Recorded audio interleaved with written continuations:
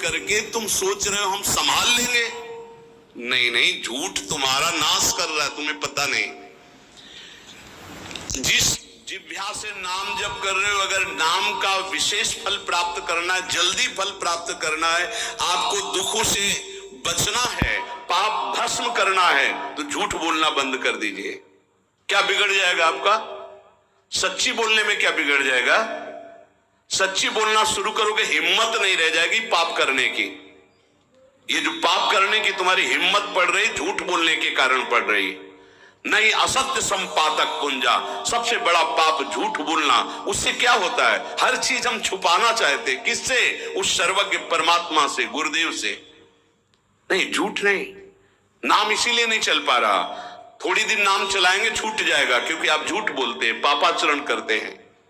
अगर नाम को चलाना है तो नारायण स्वामी जी कह रहे हैं, पहली बात मौन का आश्रय लीजिए, कम बोलिए, अधिकतर चुप रहना सीखिए, तभी नाम चला पाएंगे। जो कार्य कर रहे हैं आप उस पर ध्यान दें, उस कार्य को एकाग्रता पूर्वक करें, वाणी को मौन रखें, उस वाणी से धीरे धीरे नाम उच्चारण करें। कम से कम 24 घंटे में 4 घंटे मौन का तो सबको अभ्यास कर लेना चाहिए। 24 घंटे में 4 घंटे मौन का। तो ऐसे ऐसे बुद्धिमान हो कहेंगे हम 6 घंटे मौन रहते हैं। कब? बोले जब सोते हैं तब। आप 4 घंटे करो, हम 6 घंटे मौन रहते हैं। 24 घंटे में हम 6 घंटे मौन रहते हैं। बहुत बुद्धिमान है। बोले आप 4 घंटे कहते हो, हम 6 घंटे मौन रहते हैं। तो कब आप मौन रहते हैं? बोले जब सोते हैं तो 6 घंटे सोते हैं, मौन ही रहते हैं उस समय। मौन जागृत की कह रहा हूं, 4 घंटे का। नारायण स्वामी के बहुत बड़े महापुरुष हुए, तुम 4 घंटे मौन का अभ्यास करो। ऐसा निकालो 2 घंटे, 2-2 घंटे करके 24 घंटे में 4 घंटे मौन। उस समय हम किसी से बात नहीं करेंगे, नाम जप करेंगे। कार्य करो, कार्य करने के लिए मना नहीं कर रहे हैं। कम बोलो। आजकल लोग अपनी जीवनी शक्ति को बोलने के द्वारा बहुत नष्ट कर रहे हैं, व्यर्थ की बातें करते रहते हैं। 4 आदमी चल रहे हो, आप पीछे चलिएगा, सुनते, बेमतलब की बातें। नाम जब नहीं होगा वो डिलीट नहीं होंगी, वैसे ही बनी रहेंगी, अगले जन्म के लिए तैयार हो रहा है। इसलिए नाम यदि सिद्ध करना है, नाम का फल लेना है, नाम का आनंद लेना है, तो वृथा भाषण बंद करो, बेकार की बात बंद करो। जितना कम बोलने से काम चल जाए उतना। सामने वाले को बोलने दीजिए, आप बीच में नाम चल रहा है जी, नाम चल रहा है। जब कोई आवश्यक बात हुई, पवित्र शब्द बोल दिया, नहीं चुपचाप सुनो। उसको लग रहा है कि आप संभाषण करो, मान लो रिश्तेदार है, नातेदार है, मित्र, अब आप व्यवहार में हैं, आप सीधे ये तो नहीं कह सकते हमसे बात मत करो। नहीं, हाँ बात कीजिए, लेकिन आप कम बोलिए, उसको बोलने दीजिए, आप नाम जप कीजिए, जरूरत भर बात कीजिए। बात में भगवान की चर्चा हो तो कोई बात नहीं, अगर प्रपंच की चर्चा है तो बचने की कोशिश कीजिए। अपने संबंधियों, अपने दोस्तों, अपने व्यवहारियों से व्यवहार, दोस्ती, संबंध शिथिल कीजिए, तभी नाम में प्रीति होगी। अगर ये अब हमारे दोस्त आ गए हैं तो फिर वो दोस्त छूट जाएगा नाम। अब बातें शुरू हो गई प्रपंच की। धन्य है ऐसी बुद्धि जो प्रियजनों से भी संभाषण केवल भगवत वाक्यों का, अन्यथा नहीं। इसीलिए इस मार्ग को वर्ण करना बहुत कठिन है। एक ऐसा तुम्हारा निवास स्थान होना चाहिए अलग, जिसमें अपने रिश्तेदार, नातेदार, व्यवहारियों का प्रवेश ना हो। आपकी शैया अलग होनी चाहिए। अगर नाम जापक नाम सिद्ध करना चाहता है, नाम का फल लेना चाहता है, नाम निरंतर चलाना चाहता है, तो जिस आसन पर आप बैठते हैं उसी में प्रपंची, विषयी, संसारिक वृत्ति वाले बैठेंगे तो भजन की वृत्ति नहीं बन पाएगी। एक ऐसा, वैसे होते हैं घरों में बैठने वालों का अलग, लेकिन साधन कक्ष अलग होना चाहिए अपना। किसी का यदि प्रवेश ना हो तो आप देखेंगे कि आपके साधन के परमाणु आपको वहां बैठते ही तत्काल विक्षेप रहित करके भजन में लगा देंगे। अगर घर में ऐसा कुछ ना हो तो एक आसन अपना अकेला रखिए, जिस पर आप शयन करें वो आसन केवल आपका ही होना चाहिए। अगर वो सार्वजनिक बैठने के लिए ही है, ऐसी व्यवस्था नहीं, तो आसन समेट कर अपना अलग रख दीजिए और दूसरे आसनों पर बैठा लिए, फिर वो आसन हटाकर जब आप शयन करें तो आपका आसन होना चाहिए। इसका बहुत बड़ा प्रभाव पड़ेगा। कोई भी ऐसा दृश्य या पुस्तक ना पढ़ें जो वासनात्मक हो और प्रभु के नाम से आपको विमुख कर दे। अखबार आदि, समाचार आदि, ये हमारे चिंतन को नष्ट करते हैं। अगर नाम जप करना है, निरंतर नाम स्मृति बैठालनी है, तो एक घटना कई मिनट तक विक्षेप देती है। ऐसा हुआ, कैसे लोग हैं। अब उसमें तो समाचार ही हो रहे हैं, सैकड़ों बातें हो रही, पेपर है तो सैकड़ों बातें लिखी, क्या क्या, अब वो सब दिमाग में भर गई। इतना व्यसन है किसी किसी को पेपर पढ़ने का, समाचार पत्र पढ़ने का, कि सुबह होते ही वो विरह में रहते हैं कि पेपर आ जाएगा। आया और मिला तो ऐसी एकाग्रता से पढ़ते हैं जैसे वेदांत चिंतन करने वाला वेदांत चिंतन। चश्मा लगा, चाय रखी ठंडी हो रही, उससे मतलब बीच बीच में चाय और चश्मा से पेपर, और पूरे दिमाग में वही। अब क्या करेगा, जो पढ़ा है उसका चिंतन बनेगा, वही बोला जाएगा। अब जहां चार मिले तो तुम्हें पता है, उत्तर प्रदेश में ये हुआ, मध्य प्रदेश में ये हुआ, चर्चा दिमाग। नाम जापक पूज्य श्री नारायण स्वामी कह रहे, अखबार पढ़ना, दुनिया भर के प्रपंच की जिसमें बातें हैं, ऐसे समाचार, ऐसे टेलीविजन देखना, ये तुम्हारे हृदय में नाम नहीं चलने देंगे, तुम्हारी स्फुरणा को गंदी कर देंगे, बेकार का वक्त खराब होगा। इसलिए अगर आपको पढ़ना ही है तो धार्मिक ग्रंथों को पढ़िए, अपने इष्ट संबंधी ग्रंथों को पढ़िए नाम जपने के लिए। किसी को कभी वचन न दे। पांचवा, बहुत बहुत पॉइंट की बात करें, यदि आपने किसी को वचन दे दिया और पूरा नहीं किया तो भजन का फल वहां जाएगा, ध्यान रखना। यही हमसे सब त्रुटियां होती रहती है अपने लोगों से। जाओ आज से बाद वचन दे दिया, हम ऐसा नहीं करेंगे, नहीं करेंगे चाहे मर जाएं। और अपने लोग ऐसे फिसड्डी हैं कि शाम के वचन देते हैं और सुबह फिसल जाते हैं। 2-4 दिन बोलते बहुत चला, फिर फिसल जाते हैं। बोले कसम से आज से ऐसा नहीं करेंगे। तो आप इसको खिलवाड़ न समझे, आपके सुकृत नष्ट हो रहे हैं, वासना आपके सुकृतों को नष्ट कर रही। दूसरा, जैसे आपने किसी से कहा कि मैं शाम के 5 बजे आ जाऊंगा, तो 5 बजने में 5 मिनट कम होने पर आपको पहुंच जाना चाहिए, 5 मिनट ओवर होने पर नहीं, उसके पहले ही आपको ऊपर। ये संतों के जीवन में देखा गया है। समय का बहुत बड़ा जीवन में अस्तित्व है। अगर आप किसी को समय दें, फिर उसमें प्रमाद स्थिति नहीं होनी चाहिए। 5 मिनट पहले पहुंचिए।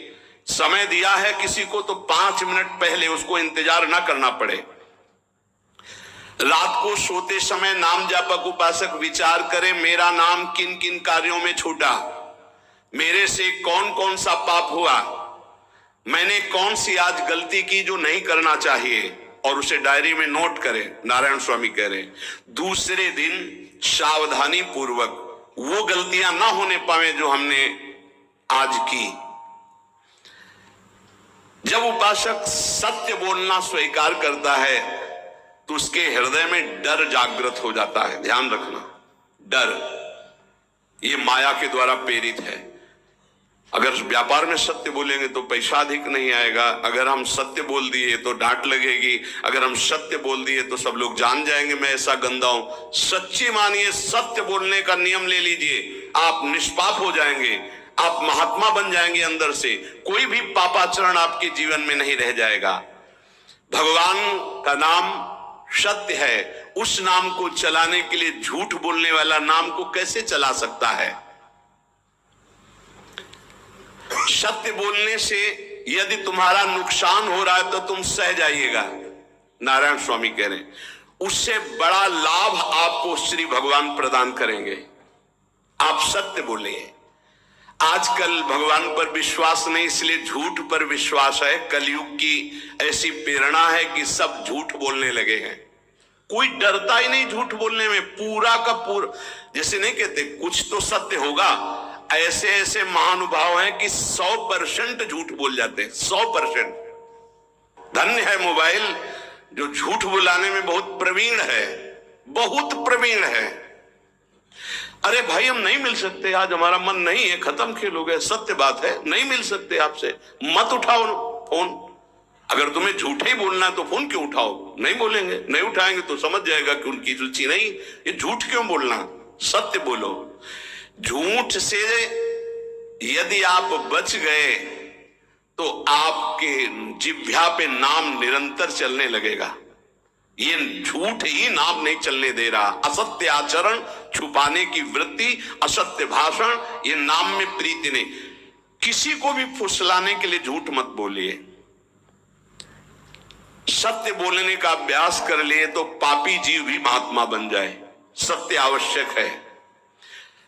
एक बड़े कागज पर ऐसी जगह लिख के रख लो जहां तुम उठते बैठते देखते हो कि मुझे सत्य बोलने का नियम लेना है, झूठ नहीं बोलना है। सत्य साधन कर लो, फिर देखो नाम कैसे चलता है। तपस्या, बड़े बड़े पुण्य, बड़े बड़े तीर्थ स्नान उतना पवित्र नहीं करेंगे जितना सत्य बोलने से होगा। पर बहुत कठिन है इस समय सत्य बोलना। मतलब बात बात पे असत्य का ही वर्ताव हो रहा है, असत्य का। अच्छा, ये कोई संसारी आदमी में नहीं, कुछ ऐसे होंगे जो सत्य की वार्ता करते नहीं। प्रायः क्या जाता है, झूठ बोलने में बोल दिया और सामने वाला राजी हो गया, हम निकल गए। लेकिन सत्य ना होने के कारण आप में सत्य आचरण, सत्य स्वरूप भगवान का नाम, भगवान को कहा गया सत्य नारायण, वो नाम नहीं चलेगा। भजन करने का पहला साधन है सत्य बोलना। जबान से सत्य बोला जाए। और भजन की संख्या प्रारंभ में जरूर लेनी चाहिए। यदि 10 माला का नियम लिया, 20 माला का नियम लिया, तो उसे निर्वाह करो। जैसे यहां शरणागति मंत्र मिलता है तो 11 माला प्रारंभ में दी जाती कि आपको करना ही है, ज्यादा हो जाए वो ठीक, 11 से कम वो कभी जीवन में नहीं। अपने जीवन में गुरु आज्ञा 11 माला तो करनी है, हर समय करना है। पर ये मन थोड़े दिन तो नियम में चलेगा, इसके बाद छोड़ देगा। दीक्षा तब लेनी चाहिए जब गुरु आज्ञा पे चलने की हिम्मत हो, नहीं तो ऐसे ही नाम जपो करो। जब नियम मिल गया 11 माला तो चाहे प्राण निकल जाए, हमको 11 माला पूरे करने, प्राण निकलने तक गुरु आज्ञा का पालन करना है। यदि आप नाम जब अधिक मात्रा में नहीं करेंगे तो जो आपको नाम मिला है उसका फल आपको अनुभव में नहीं आएगा। क्यों? क्योंकि नाम का हिस्सेदारी होती, भजन की हिस्सेदारी होती। जैसे किसी ने प्रणाम किया, वो भजन लिया। गृहस्थी को इसीलिए मना किया कि रास्ते में परिक्रमा मार्ग में हलवा पूड़ी ये सब बट रहा है, हाथ मत फैलाओ। वो दान कर रहा है, सुकृत कर रहा है, और कोई दूसरे ले विरक्त आदि। आप अपने भूख मिटाने के लिए 4 रुपया के चना लेके भले पालो, लेकिन दूसरे के द्वारा दिया हुआ हलवा मत पाओ। यहाँ धाम आए हो, भगवत कमाई करने आए हो, यहाँ नाम जप करो, कष्ट सहकर परिक्रमा दो। हो सके 4 रुपए की वस्तु लेकर के आप पशु पक्षियों को पवा दो, किसी एक का पेट भर। तुम मत पाओ दूसरे का। तुम चाहो तो उपवास कर सकते हो या प्राण पोषण के लिए रूखा सूखा थोड़ा खा लो। ये दूसरे के आराम से धाम में हम आए 2-4 दिन खूब खाए पिए नहीं, भागीदारी हो जाएगी तुम्हारे पुण्यों की। वहां ऐसे फ्री नहीं है कुछ। भजन का भागीदार राजा भी होता है, जिसके राज्य में रह रहे हैं। जो अन्न देता है वो भजन का, जो वस्त्र देता है वो भजन। इसीलिए गृहस्थ को कहीं कुछ भी स्वीकार नहीं करना चाहिए। ये बहुत ध्यान रखिए। अगर आप कहीं तीर्थ साधु आश्रम कहीं जाते हैं, कोशिश कीजिए कि किसी से सेवा ना ले, और अगर सेवा ले तो उसके अनुसार फिर अर्थ दे दे। अगर आपने वहां भोजन पाया, पान पाया, तो उसके अनुसार सोच ले कि अगर हम इतना खरीदते तो कितने का मिलता, वो दे दिया तो आपका भजन बच गया। कभी आपको कोई प्रणाम नमस्कार करे, तत्काल बराबर प्रणाम करो। किसी को अपना भजन का हिस्सेदारी नहीं, सबका मंगल हो। ये भजन जितना बढ़ेगा तो आपको भगवदाकार कर देगा। दिन रात 24 घंटे में 21,600 श्वास चलती है। 21,600 श्वास में 6 घंटा तो सोने के चले जाते, उसमें तो चेतना नहीं रहती। अब हमको अगर 21,600 नाम हमको जपने को मिल जाए तो हमारी हर श्वास सार्थक हो जाए। जो हम 5-6 घंटा सोते हैं उसमें जिनका अभ्यास है तो बात अलग है, नहीं तो वो व्यर्थ जाती है। तो हमें एक श्वास में कई नाम जपने का अभ्यास करना चाहिए, जिससे 200 माला फेरने पर ये 21,600 श्वासों की गणना पूरी होती है। अगर हम 200 माला का नियम लें तो इतना हो सकता है। तो हमें लगता है अगर हर समय माला नहीं ले सकते तो श्वास वाली माला बहुत अच्छी रहती है। श्वास में 4 बार खींचो, 4 बार नाम लेते हुए छोड़ो। दूसरा साधन, एक छोटी माला ले ले, जो आजकल तो काउंटर चला है। काउंटर में ज्यादा सुविधा संसार के क्रियाओं में रहने वालों को होती कि क्या अपनी जेब में डाल लिया। तीसरा साधन वो बहुत कठिन है, मन की वृत्ति से नाम जप करना। माला, श्वास और मन की वृत्ति, उसमें श्वास की भी गणना का ध्यान नहीं रहता, उसमें केवल चिंतन होता है, चल रहा है।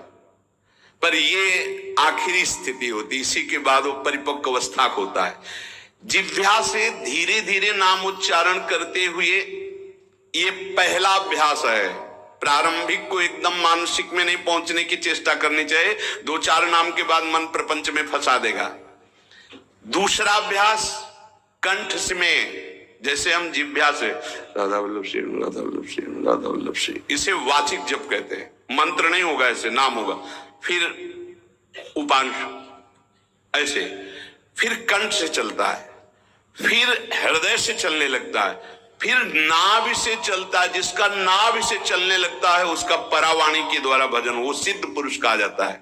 4 वाणी, परा, पश्यंती, मध्यमा, वैखरी। वैखरी जो बोल रहे हैं, जो कंठ से, फिर हृदय से पश्यंती, परा नाभि से, मूलाधार केंद्र से लेकर के संपूर्ण ब्रह्मांड में इसमें नाम गूंज रहा है, वो सिद्ध पुरुष का होता है। पहला अभ्यास जिह्वा हिला करके शुरू करे, राधा राधा राधा राधा। फिर कंठ से, कभी हमारे सदगुरुदेव भगवान को देखना, अगर कोई आ गया और बातचीत का हुआ तो यहां से तत्काल चलता दिखाई देता है ना, कंठ ऐसे ऐसे हिलने लगता है कंठ। और शांत बैठे तो फिर नहीं दिखाई देता। अगर कोई है आसपास तो इतनी तीव्रता लगन होती कि कहीं छूट ना जाए नाम। कंठ से विशिष्ट अभ्यासी का, फिर हृदय से परिपक्व अभ्यासी का, और नाभि से सिद्ध महापुरुष का, परावाणी से चलता है। अगर 1 वर्ष तक जिह्वा से अभ्यास किया जाए, ये मैंने किया है, नारायण स्वामी कहते हैं, तो दूसरे वर्ष में कंठ से प्रारंभ हो जाता है। 2 वर्ष कंठ से चले तो अगला हृदय से प्रारंभ हो जाता है, और हृदय से 3 वर्ष चले तो फिर नाभि से 7 वर्ष में नाम सिद्ध हो जाएगा। अगर नियम पूर्वक झूठ ना बोले, सत्य आचरण करे, ऐसे नाम जप करे। हम ये कहते हैं कि चलो थोड़ा धीमे ही सही, पर 12 वर्ष में तो आपको सिद्ध हो जाना चाहिए।